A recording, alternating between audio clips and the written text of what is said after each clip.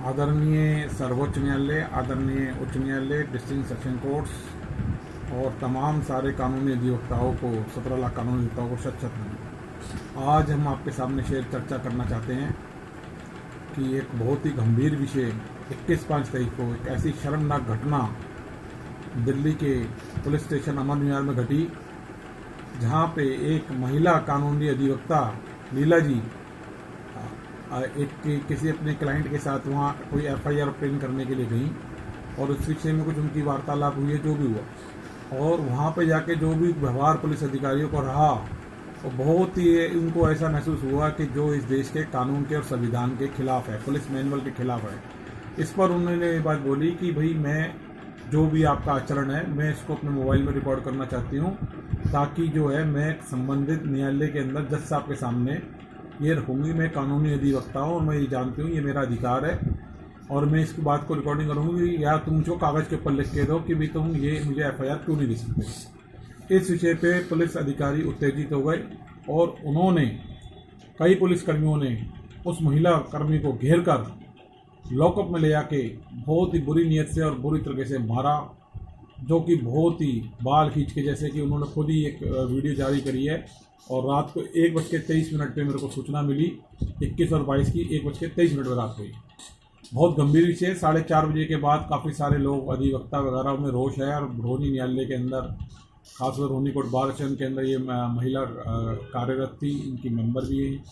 बहुत ज़्यादा लोगों में रोष भरता चला गया और कई अधिवक्ता, महिला अधिवक्ताओं में सबसे ज़्यादा इस चीज़ को लेकर रोष है कि पब्लिक प्लेस पर भी गोली मारी गई द्वारका में एक अधिवक्ता को। कई नई नई स्टोरियाँ सामने आई और न्यायालय में मैटर लंबित है। और अभी ये जो मैटर है कि थाने के अंदर, पुलिस स्टेशन के अंदर जो लोक सेवक हैं, पुलिस अधिकारी, उस थाने में जहाँ जिनके ऊपर खुद लॉ एंड ऑर्डर को मेंटेन करने की सबसे ज़्यादा जिम्मेवारी है, जहाँ पे कैमरे लगे हुए हैं, आदरणीय सुप्रीम कोर्ट की जजमेंट परमवीर सैनी के हिसाब से कैमरे लगे हुए हैं, उसके बावजूद मुझे ये समझ में नहीं आ पाता कि ऐसी जगह के ऊपर भी जो लोक सेवक है उन्होंने सारे कानून नियम IPC CRPC के ताक पर रख दिए और इस महिला अधिकारी के साथ मैन हैंडलिंग करी, बुरी तरीके से मार पिटाई करी।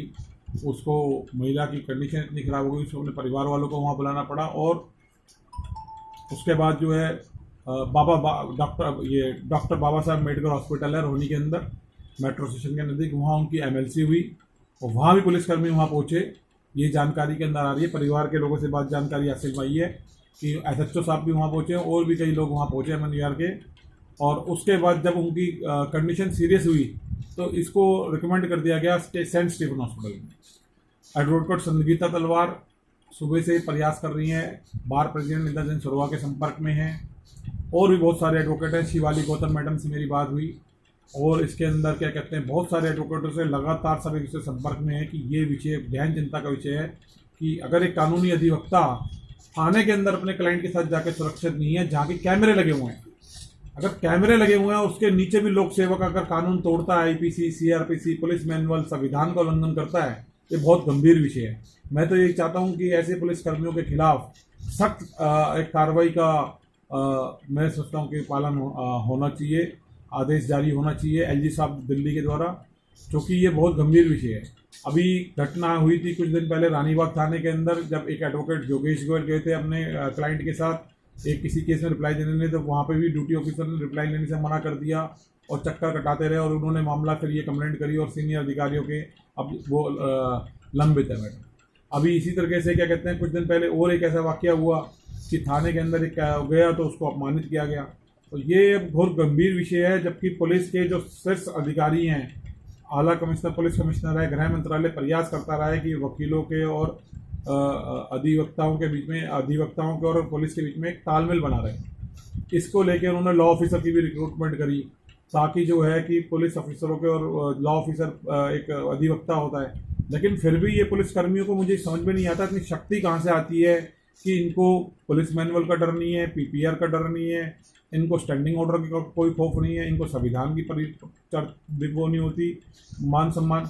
और ये 1 मिनट में एक महिला अधिवक्ता पे भी चूक रहे तो आम आदमी कैसे सुरक्षित महसूस करेगा थाने के अंदर। आज ये सवाल उठता है जब एक मामूली कानूनी अधिवक्ता पे थाने के अंदर कैमरे के नीचे लोग कई मिलकर हमला करते हैं। तो मैं चाहता हूँ कि थाने में समस्त जितने पुलिस अधिकारी हैं उन सबके खिलाफ जांच होनी चाहिए, क्योंकि जब ये शपथ लेते हैं पुलिस अधिकारी तो एक क्लियर मैनुअल है कि कोई विधिवत आदेशों का पालन करेंगे। और अगर थाने में कोई भी अगर एसएचओ भी गलत काम कर रहा है, ब्रेवो है चाहे वो, तो दूसरे पुलिस अधिकारी को रोकना चाहिए था, सीनियर अधिकारी को फोन करके सूचित करना चाहिए था कि थाने के अंदर DP act, standing order, police manual, संविधान, सीआरपीसी, आईपीसी का उल्लंघन हो रहा है। कुछ पुलिस अधिकारियों द्वारा फोर्स भेजी जाए, क्योंकि हमारे कंट्रोल से नहीं हो रहा, तो जो भी कुछ होना चाहिए था और ऐसा कुछ भी नहीं हुआ। तो ये सब आज ये प्रार्थना है कि, और जो वाइस प्रेसिडेंट है, सॉरी जो प्रेसिडेंट है रोहिणी कोटपाल सिंह इंद्र सिंह सरोहा, बहुत ही अनुभवी और अधिवक्ताओं के अधिकार के लिए हमेशा लड़ते रहे हैं। सेक्रेटरी मंजीत माथुर जी, बहुत ही अच्छा अनुभव है उनका, और उनका भी एसोसिएट अश्विनी गौर जी है, उनका भी रानीबाग थाने से जुड़ा हुआ ऐसा एक मैटर है जिसके अंदर 113 नंबर कोर्ट से FIR हुई SI अंकित मान के खिलाफ, और उसके बाद को ट्रांसफर कर दिया गया। यही समस्या है कि जिनके खिलाफ मुकदमा दर्ज होता है उनको टर्मिनेट करने की बजाय ट्रांसफर कर दिया जाता है। 5-7 साल तक ये अपनी डायलेक्टेड टैक्टिक्स का इतना गहन इस्तेमाल करते हैं, इतना प्रेशराइज करते हैं विक्टिमाइज को, कि वो मुकदमे से ये फिर बरी होकर दोबारा बहाल हो जाते हैं और उनको फिर ट्रांसफर प्रमोशन सब मिल जाता है। तो इसी वजह से इन लोगों के अंदर जो है कोई आज डर खत्म हो गया। मैं चाहूंगा कि इस महिला कानूनी अधिवक्ता के अधिकारों के लिए नेशनल कमीशन फॉर वुमेन भी एक्शन ले, दिल्ली कमीशन फॉर वुमेन भी बात जाए। LG दिल्ली साहब से भी मेरी प्रार्थना है, दिल्ली पुलिस कमिश्नर श्री संजय अरोड़ा जी से मेरी हाथ जोड़ के प्रार्थना है, आदरणीय गृह मंत्रालय के भी सेक्रेटरी साहब जो हैं उनसे मेरी प्रार्थना है कि वो इस विषय को जरूर देखें। अगर इस तरह से चलता रहेगा तो पुलिस की छवि खराब होती है। 12,000 करोड़ फंड टैक्स पेयर के पैसे सिर्फ दिल्ली पुलिस को दिया जा रहा है लॉ एंड ऑर्डर इम्प्लीमेंट करने के लिए, लेकिन थाने के अंदर अगर महिला सुरक्षित नहीं है अधिवक्ता तो बार बार ये सवाल उठता है। इससे शब्दावली को ध्यान देते हैं। जय हिंद, जय भारत, जस्टिस क्रांति जिंदाबाद। और ये पार्ट 1 है जिसका उसके साथ दोबारा जुड़ेंगे आप। मैं किसी तरीके से एक बार उनसे छुटा के बाहर दरवाजे की तरफ भागी। वहाँ पर 2 कांस्टेबल खड़े थे पहले से ही। उन्होंने एक लंबा तोड़ा जो कांस्टेबल था जिसको मैं पहचान सकती हूँ। मैंने एक बार मेरे हाथ में जो बाहर का दरवाजा है उसकी चौखट भी आई। उसके बाद उसने छाती से मुझे पीछे धकेल दिया ऐसे, और मैं फिर बस वहाँ से फिर उन्होंने मुझे बाल से घसीट के लॉकअप रूम में ले गए। इतने में वो ब्रेव ऑफिसर जिसको बता रहे थे, मोटा सा, वो यूनिफॉर्म में नहीं था, वो आया और उसने उनको खुली छूट दे दी कि आज ये कहती है इसका सारा एडवोकेसी निकाल दो। उन्होंने फिर लॉकअप में बंद करके, वहाँ एक कैदी था उसको बाहर निकाल के मुझे बहुत बुरे तरीके से मारा। मैं सभी